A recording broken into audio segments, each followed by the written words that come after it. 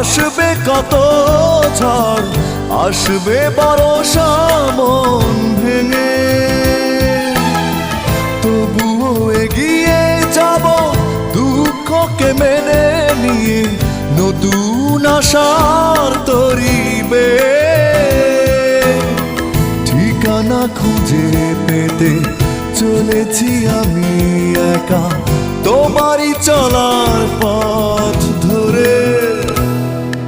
প্রেমেরই কবিতা হারিয়ে গেছে সেই কোনো এক বৈশাখী ঝড়ে।